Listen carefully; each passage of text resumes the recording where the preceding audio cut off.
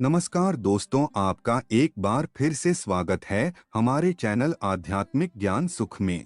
आज हम आपको स्वामी विवेकानंद के संक्षिप्त जीवन परिचय और उनके द्वारा दिए गए 10 ऐसे प्रेरणादायक अनमोल वचनों के बारे में बताने वाले हैं, जिन्हें आप अपने जीवन में अपना के अपने जीवन को एक नया हौसला दे सकते हैं। तो आइए सबसे पहले जानते हैं स्वामी विवेकानंद के संक्षिप्त जीवन परिचय के बारे में। स्वामी विवेकानंद का जन्म 12 जनवरी सन 1863 को हुआ। उनका घर का नाम नरेंद्र दत्त था। उनके पिता विश्वनाथ दत्त पाश्चात्य सभ्यता में विश्वास रखते थे। वे अपने पुत्र नरेंद्र को भी अंग्रेजी पढ़ाकर पाश्चात्य सभ्यता के ढंग पर ही चलाना चाहते थे। नरेंद्र की बुद्धि बचपन से बड़ी तीव्र थी और परमात्मा को पाने की लालसा भी प्रबल थी। इसी हेतु वे पहले ब्रह्मा समाज में गए, किंतु वहां उनके चित्त को संतोष नहीं हुआ।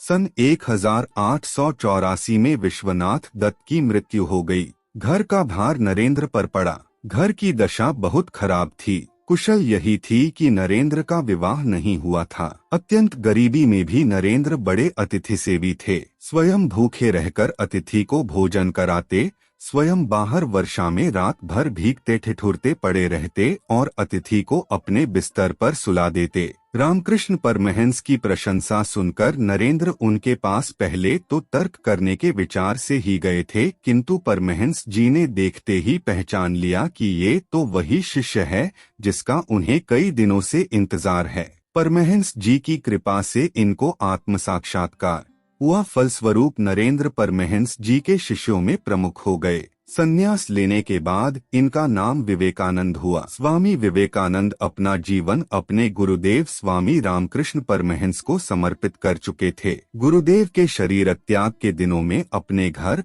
और कुटुंब की नाजुक हालत की परवाह किए बिना, स्वयं के भोजन की परवाह किए बिना गुरु सेवा में सतत हाजिर रहे। गुरुदेव का शरीर अत्यंत रुग्ण हो गया था। कैंसर के कारण गले में से थूक, रक्त, कफ आदि निकलता था। इन सब की सफाई वे खूब ध्यान से करते थे।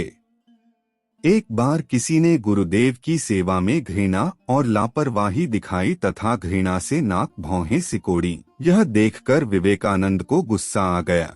उस गुरु भाई को पाठ पढ़ाते हुए और गुरुदेव की प्रत्येक वस्तु के प्रति प्रेम दर्शाते हुए उनके बिस्तर के पास रक्त, कफ आदि से भरी थूकदानी उठाकर पूरी पी गए। गुरु के प्रति ऐसी अनन्य भक्ति और निष्ठा के प्रताप से ही वे अपने गुरु के शरीर और उनके दिव्यतम आदर्शों की उत्तम सेवा कर सके। गुरुदेव को वे समझ सके, स्वयं के अस्तित्व को गुरुदेव के स्वरूप में विलीन कर सके। समग्र विश्व में भारत के अमूल्य आध्यात्मिक खजाने की महक फैला सके। उनके इस महान व्यक्तित्व की नींव में थी ऐसी गुरु भक्ति, गुरु सेवा और गुरु के प्रति अनन्य निष्ठा। 25 वर्ष की अवस्था में नरेंद्र दत्त ने गेरुआ वस्त्र पहन लिए। तत्पश्चात उन्होंने पैदल ही पूरे भारतवर्ष की यात्रा की। सन 1893 में शिकागो, अमेरिका में विश्व धर्म परिषद हो रही थी। स्वामी विवेकानंद जी उसमें भारत के प्रतिनिधि के रूप में पहुंचे। यूरोप अमेरिका के लोग उस समय पराधीन भारतवासियों को बहुत हीन दृष्टि से देखते थे। वहां लोगों ने बहुत प्रयत्न किया कि स्वामी विवेकानंद को सर्वधर्म परिषद में बोलने का समय ही न मिले। एक अमेरिकन प्रोफेसर के प्रयास से उन्हें थोड़ा समय मिला, किंतु उनके विचार सुनकर सभी विद्वान चकित हो गए। फिर तो अमेरिका में उनका बहुत स्वागत हुआ। वहां इनके भक्तों का एक बड़ा समुदाय हो गया। 3 वर्ष तक वे अमेरिका रहे और वहां के लोगों को भारतीय तत्वज्ञान की अद्भुत ज्योति प्रदान करते रहे।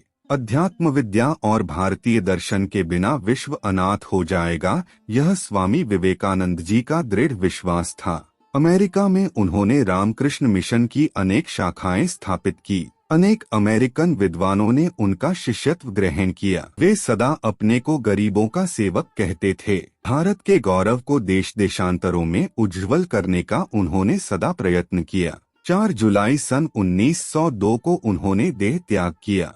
तो आइए जानते हैं स्वामी विवेकानंद के ऐसे 10 प्रेरणादायक अनमोल वचनों को, जो आपको जीवन में हौसला देंगे। पहला विचार है, उठो, जागो और तब तक मत रुको जब तक लक्ष्य की प्राप्ति ना हो जाए। दूसरा विचार है, खुद को कमजोर समझना सबसे बड़ा पाप है। तीसरा विचार है, तुम्हें कोई पढ़ा नहीं सकता, कोई आध्यात्मिक नहीं बना सकता, तुमको सब कुछ खुद अंदर से सीखना है।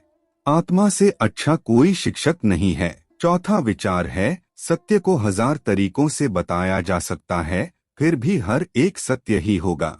पांचवा विचार है, बाहरी स्वभाव केवल अंदरूनी स्वभाव का बड़ा रूप है। छठा विचार है, ब्रह्मांड की सारी शक्तियां पहले से हमारी हैं। वो हम ही हैं जो अपनी आंखों पर हाथ रख लेते हैं और फिर रोते हैं कि कितना अंधकार है। सातवां विचार है, विश्व एक विशाल व्यायामशाला है जहां हम खुद को मजबूत बनाने के लिए आते हैं। आठवां विचार है, दिल और दिमाग के टकराव में दिल की सुनो। नौवां विचार है, शक्ति जीवन है, निर्बलता मृत्यु है। विस्तार जीवन है, संकुचन मृत्यु है। प्रेम जीवन है, द्वेष मृत्यु है। 10वां विचार है, किसी दिन जब आपके सामने कोई समस्या न आए, आप सुनिश्चित हो सकते हैं कि आप गलत मार्ग पर चल रहे हैं।